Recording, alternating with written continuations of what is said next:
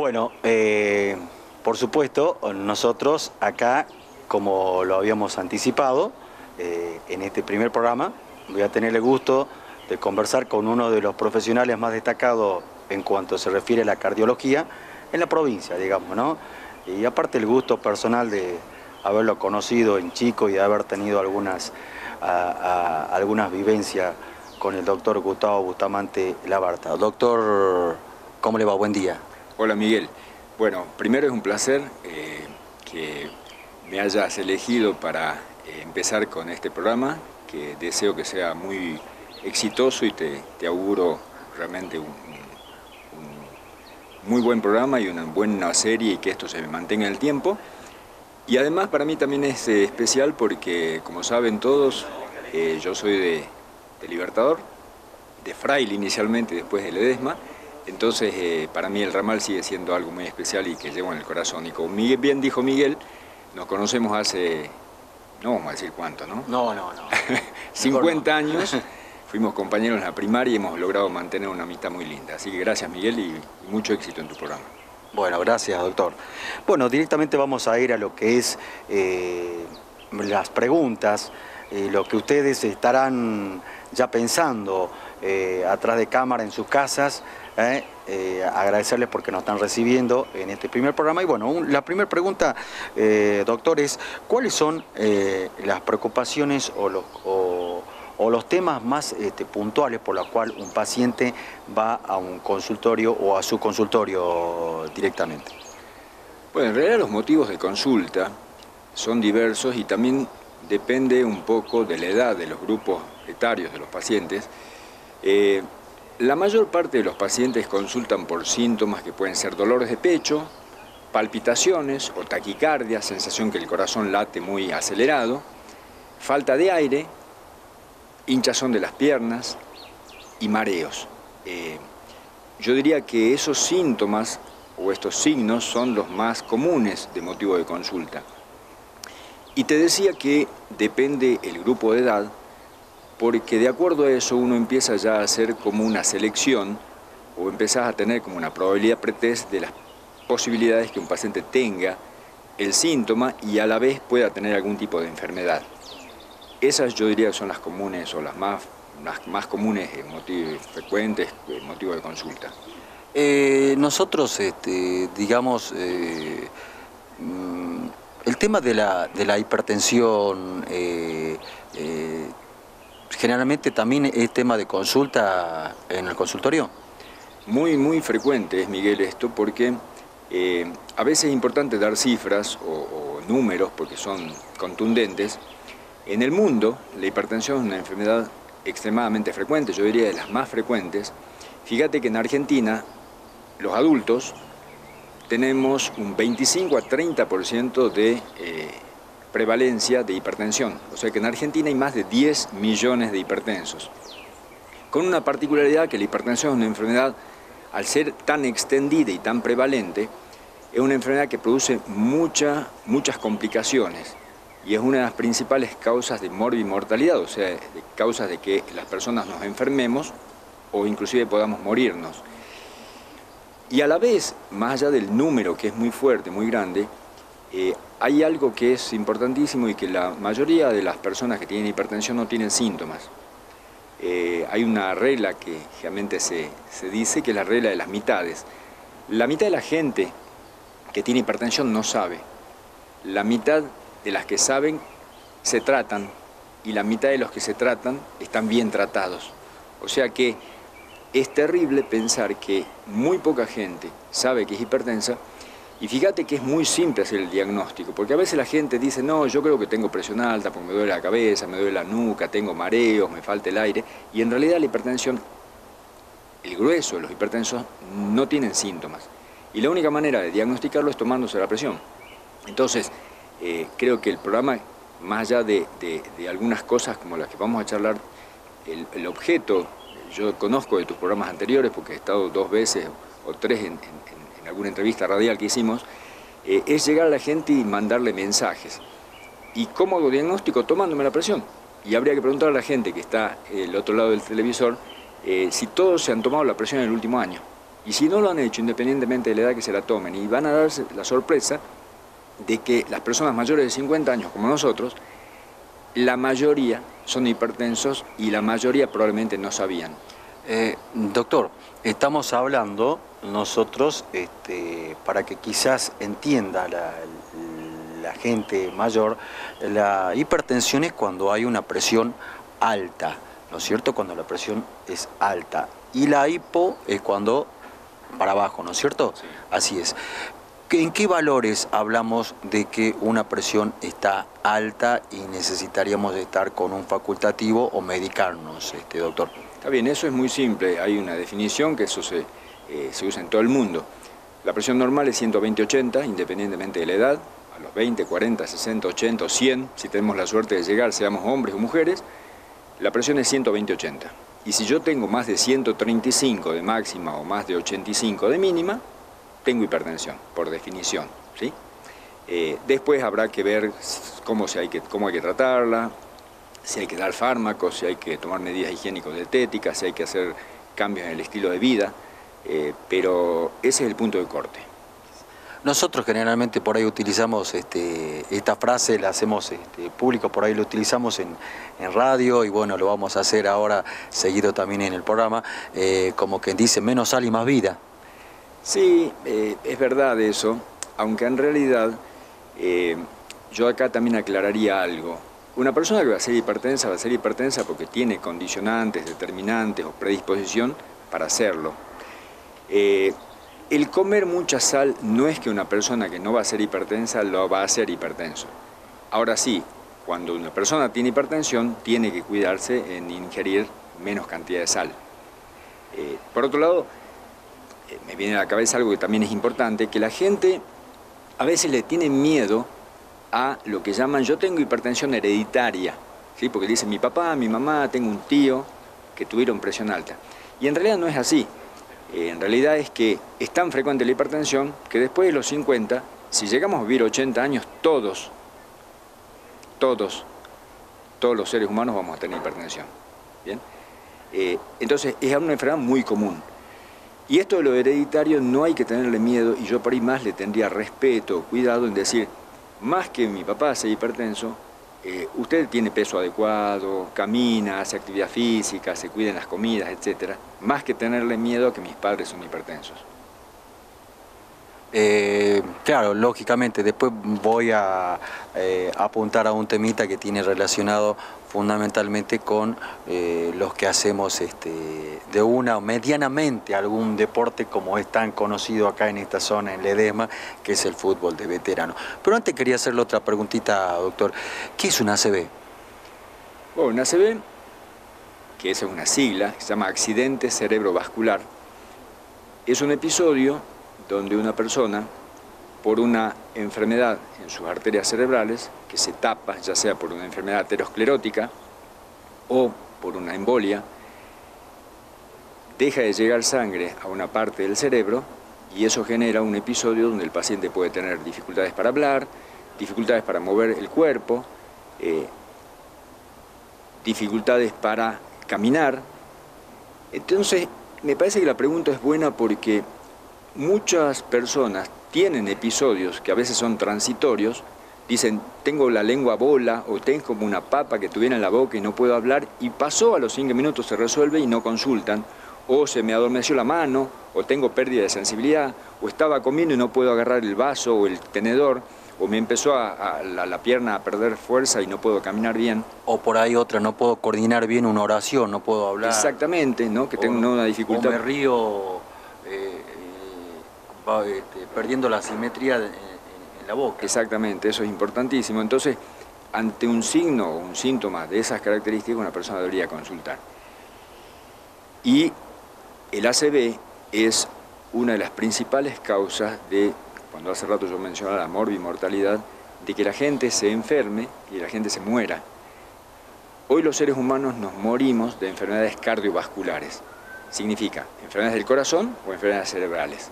El 50 o 60% de las causas de muerte en el mundo son estas, ¿sí? No son los accidentes de autos, no son las enfermedades malignas como el cáncer, no son los suicidios, no son las enfermedades infecciosas. O sea que, doctor, ¿cuánto influiría en el mundo bajar ese número si no haríamos algunos chequeos, algunos estudios y nos cuidaríamos? Indudablemente, fíjate Miguel que la prevención, que lamentablemente los gobiernos ocupan pocos recursos en la prevención, es tanto o más importante que el tratamiento. La prevención es llegar antes. Yo tengo que evitar que una persona haga un ACV, haga un infarto, haga un problema cardíaco. Entonces, si yo a esa persona la cuido en cuanto a que si es hipertenso lo trate, si tiene colesterol se lo baje, si es sedentario que empiece a hacer actividad, si está con sobrepeso o obesidad baje de peso, si tiene diabetes lo trata adecuadamente, etcétera, etcétera, si fuma, que deje de fumar. Entonces yo voy a estar llegando antes, voy a estar tratando de prevenir que todos esos factores de riesgo cardiovasculares terminen enfermando a una persona, ¿sí? Y si la gente hiciera controles en salud, eso sería fantástico. Porque fíjate, Miguel, cuando vos preguntabas hace rato los motivos de consulta, en un consultorio de cardiología, y la mayoría son pacientes que ya vienen con algo, ¿sí? Independientemente de los síntomas, esto que yo me refería, que el paciente que ya tiene hipertensión, que ya tuvo un problema cardíaco, que ya tiene insuficiencia cardíaca, que ya tiene una arritmia, ¿sí? Es muy poco o muy baja la incidencia de gente que viene a hacerse un control simplemente en salud. Perfecto. Doctor, ¿qué es lo aconsejable para las personas mayores de 40 años hacerse? ¿Qué tipo de chequeo en el año? Y generalmente, si se pueden hacer uno o dos, o ¿cuál sería lo ideal o lo mínimo por lo menos? A ver, esto que mencionas de la edad es fundamental porque no es lo mismo decir tengo una población de personas de 20 años o tengo una población de personas de más de 40. Yo no sé, Miguel, si vos te referís a en general los controles que tendría que hacer o la gente que quiera hacer algún tipo de actividad física, algún tipo de deporte. Yo diría a la gente habitual, que hace y que no hace, ¿no? O sea, ¿qué es lo que yo tengo que hacerme una vez pasada, ponerle vos los 40 años? Soy sedentario, la gente por ahí, lamentablemente soy sedentario, no me di cuenta, pero ¿qué es lo aconsejable? ¿Hacerme un laboratorio, hacerme una hygrometría de esfuerzo, en fin, no sé? Bien, fíjate que el punto de corte está perfecto, me parece 40 años. Hacer una consulta donde el médico va a tener que hacer un interrogatorio muy detallado en cuanto a tus antecedentes, no solamente los antecedentes personales, sino los antecedentes familiares. Si en tu familia no has tenido una persona de menor de 45 o 50 años que tuvo un evento, ahí sí tiene gran importancia. Si un familiar tuyo ha tenido un infarto o ha tenido una ACV teniendo 45 años, cambia la historia en relación a si lo tuvo a los 60. Entonces un buen interrogatorio donde yo pueda sacar datos que a veces a la gente no le da valor o trascendencia. Luego un examen clínico completo donde tiene que incluirse la toma de presión arterial. Eso es fundamental porque, como dije, la mayor parte de los hipertensos no tienen síntomas y son simplemente hallazgos. Y luego, diría, un análisis anual, creo que está bien hacerlo porque también es la única forma de que yo... Un laboratorio. Un laboratorio, un análisis en sangre, de saber si tengo el azúcar alta o el colesterol alto, que tampoco da síntomas. La gente cree que el colesterol le da dolores de cabeza, le da mareo, y no es así. El colesterol alto no da ningún tipo de síntomas. Entonces, eso en cuanto a lo que sería básico. Y después, una persona que va a hacer algún tipo de actividad física, que yo no diría actividad competitiva, ¿sí?, sino participativa, porque en realidad después de los 40 años, todos los que nos gusta hacer deporte hacemos actividad. El fútbol de los sábados. El fútbol de los veteranos, el fútbol de los sábados. Creo que todos deberían hacerse un electrocardiograma, todos una ergometría, una prueba de esfuerzo, porque no es lo mismo un examen y una evaluación y un electro en reposo con el paciente acostado, que cuando lo someto a un estrés físico, le hago una prueba en bicicleta y yo tengo la posibilidad de que aparezcan cosas que no se habían detectado estando en reposo. Y finalmente, también sería importante un ecocardiograma, que es un estudio que le suma elementos diagnósticos, sobre todo al electrocardiograma, para definir si el paciente puede tener algún tipo de cardiopatía. ¿Y por qué todo esto? Porque uno dice, bueno, sí, pero si yo siempre he hecho actividad y no tengo nada. Es joven hice actividad y ahora ya estoy con 6, 10 kilos arriba. Tal cual, pasamos los 40 años, no tenemos la misma capacidad funcional, tenemos unos kilos de más, no hacemos actividad en forma regular. Entonces fíjate que los eventos que se producen en las canchas, que muchos deben conocer, una persona que no tenía nada y hizo un infarto o inclusive una muerte súbita jugando al fútbol o teniendo una actividad deportiva, se podían prevenir en, yo diría, más del 75-80% de los casos, porque en estos exámenes que te comentaba podemos detectarlos y hacer entonces prevención. El sedentarismo, y yo diría algo que está muy relacionado, que es el sobrepeso y también la obesidad, cuando ya hay valores de sobrepeso que son por arriba de un valor determinado, son dos factores fácilmente controlables, entre comillas, fácilmente, ¿no? Porque a la gente vos le decís que haga actividad física y en general todos tenemos una excusa, que no, que tengo mucho trabajo, que llego tarde, que tengo un cumpleaños, que tengo una fiesta, que hoy no tengo tiempo, que tengo...